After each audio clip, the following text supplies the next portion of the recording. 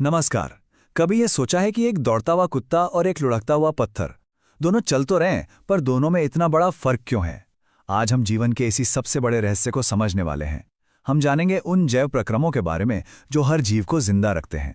ये सफर ना सिर्फ दिलचस्प होने वाला है, बल्कि परीक्षा की तैयारी के लिए तो ये बेहद जरूरी है। तो चलिए शुरू करते हैं। तो वही हमारा पहला सवाल, दौड़ता हुआ कुत्ता और लुढ़कता हुआ पत्थर। भाई, हम सब जानते हैं कि कुत्ता जीवित है, पर क्यों? क्योंकि उसके अंदर लगातार हजारों छोटी बड़ी प्रक्रियाएं चल रही हैं। वो सांस ले रहा है, खाने से एनर्जी बना रहा है, अपनी शरीर की मरम्मत कर रहा है। पत्थर में ऐसा कुछ भी नहीं होता। यही वो न दिखने वाला काम है जो किसी जीवित को निर्जीव से अलग करता है, और इसी को हम कहते हैं जैव प्रक्रम। ये जैव प्रक्रम एक तरह से हमारे शरीर की 2400 घंटे काम करने वाली मेंटेनेंस टीम है। सोचिए, हम जाग रहे हों, दौड़ रहे हों या फिर गहरी नींद में सो क्यों ना रहे हों, ये टीम कभी नहीं रुकती। ये लगातार शरीर की मरम्मत करती रहती है और उसे चालू रखती है।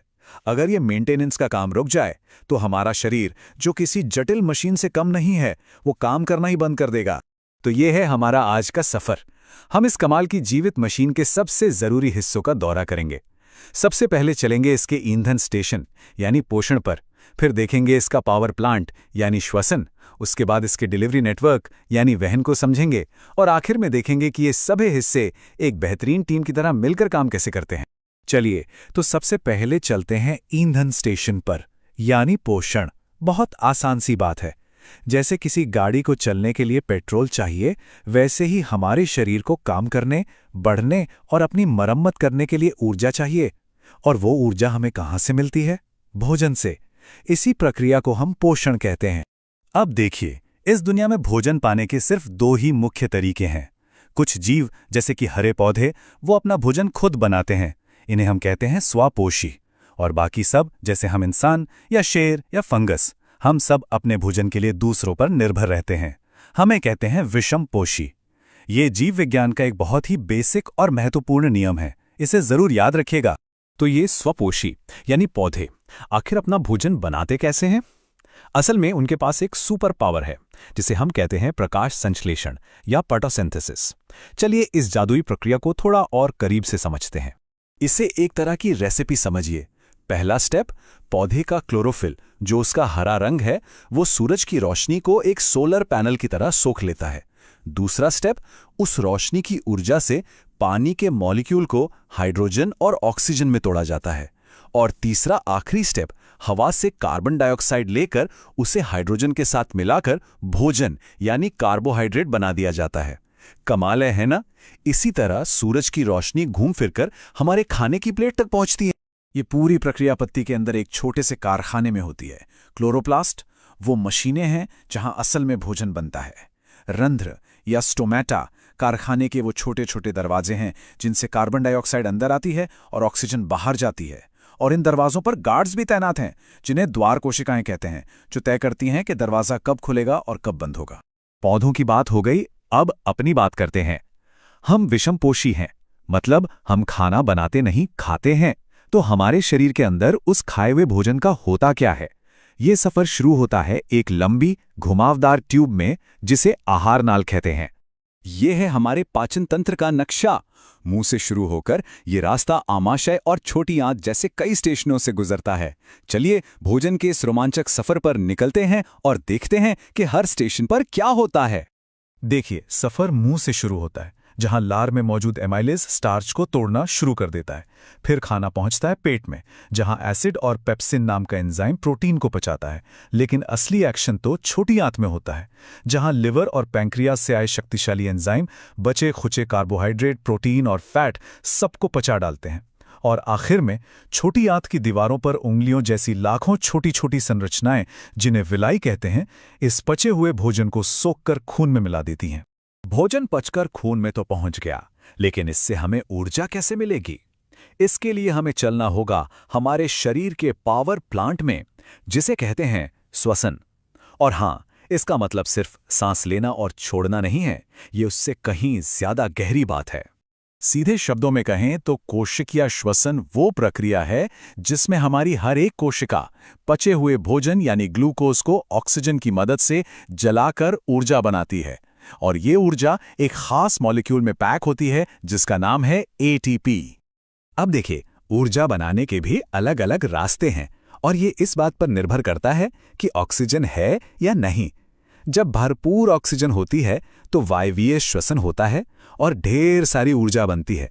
लेकिन जब हम बहुत तेज दौड़ते हैं तो हमारी मांसपेशियों को पूरी ऑक्सीजन नहीं मिल पाती।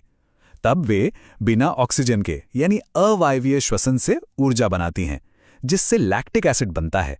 और हाँ, यही लैक्टिक एसिड हमारी मांसपेशियों में होने वाले दर्द या ऐंठन की असली वजह है। और ऑक्सीजन हमारे लिए कितनी जरूरी है, इसका अंदाजा इस बात से लगाइए। अगर हमारे खून में हीमोग्लोबिन नाम की ऑक्सीजन टैक्सी न होती तो ऑक्सीजन के एक मॉलिक्यूल को फेफड़ों से हमारे पैर के अंगूठे तक पहुंचने में पूरे 3 साल लग जाते। हीमोग्लोबिन के बिना तो जीवन की कल्पना भी नहीं की जा सकती। तो ये एटीपी क्या चीज है? इसे समझिए हमारी कोशिका की एनर्जी करेंसी। जैसे हम बाजार में कुछ खरीदने के लिए पैसे खर्च करते हैं, वैसे ही हमारी कोशिकाएं कोई भी काम करने के लिए, चाहे वो मांसपेशियों को सिकोड़ना हो, सोचना हो या नई कोशिकाएं बनाना हो, एटीपी ही खर्च करती हैं। ठीक है, तो हमने भोजन से ईंधन बना लिया और उस ईंधन से एटीपी की एनर्जी करेंसी भी बना ली। पर ये ईंधन और ऑक्सीजन शरीर की हर एक कोशिका तक पहुंचेगा कैसे? इसके लिए हमारे पास है एक जबरदस्त डिलीवरी नेटवर्क, जिसे हम कहते हैं परिसंचरण तंत्र या वहन। और यह नेटवर्क सिर्फ डिलीवरी ही नहीं करता, बल्कि हर कोशिका से कचरा भी उठाता है। और इस पूरे डिलीवरी नेटवर्क का सेंट्रल पंप है हमारा दिल। इसमें 4 कमरे होते हैं या कक्ष होते हैं। ये बंटवारा बहुत ही जरूरी है ताकि ऑक्सीजन वाला साफ खून और बिना ऑक्सीजन वाला गंदा खून आपस में कभी भी मिल न जाएं। ये हमारे सिस्टम को बहुत ज्यादा कुशल बनाता है। हमारे शरीर में एक बहुत ही स्मार्ट डबल सर्कुलेशन सिस्टम है। इसका मतलब है कि खून दिल से 2 बार गुजरता है। एक चक्कर में यह फेफड़ों में ऑक्सीजन लेने जाता है और वापस दिल में आता है। दूसरे चक्कर में दिल उसी ऑक्सीजन से भरे खून को जोर से पंप करके पूरे शरीर में डिलीवरी के लिए भेजता है। इस नेटवर्क की पाइपलाइनें हैं धमनियां और शिराएं। धमनियां खून को दिल से दूर ले जाती हैं, इसलिए दिल के पंप का तेज प्रेशर झेलने के लिए इनकी दीवारें मोटी और मजबूत होती हैं। वहीं शिराएं खून को वापस दिल तक लाती हैं। इनमें प्रेशर कम होता है, इसलिए इनकी दीवारें पतली होती हैं और इनमें वॉल्व लगे होते हैं ताकि खून गलत दिशा में मतलब वापस ना बह जाए। तो जैसा कि हमने देखा, इनमें से कोई भी प्रक्रिया अकेले काम नहीं करती। पोषण, श्वसन, वहन, ये सब एक दूसरे से गहराई से जुड़े हुए हैं, एक परफेक्ट टीम की तरह। तो पूरी कहानी का सार क्या है? पोषण से हमें मिला ईंधन यानी ग्लूकोज। श्वसन ने उस ईंधन को जलाकर बनाई एनर्जी करेंसी यानी एटीपी। और वहन ने इस ईंधन और ऑक्सीजन को हर कोशिका तक पहुंचाया और वहां बने कचरे को बाहर निकाला। ये सभी सिस्टम जब एक साथ मिलकर काम करते हैं तभी जीवन संभव होता है। इसका मतलब ये है कि जीवन कोई स्थिर चीज नहीं है। ये मॉलिक्यूलर लेवल पर लगातार गति, मरम्मत और मेंटेनेंस की एक प्रक्रिया है। जीवित रहने के लिए हमारे शरीर को हर पल अपनी इस व्यवस्था को बनाए रखने के लिए ऊर्जा खर्च करनी पड़ती है। और अंत में एक सवाल, अगर एटीपी हमारी एनर्जी करेंसी है तो कोई भी जीव इस ऊर्जा का सबसे जरूरी निवेश किस चीज में करता है? अपनी वृद्धि में, अपनी मरम्मत में या फिर अपनी अगली पीढ़ी को बनाने में? इस पर जरूर सोचिएगा।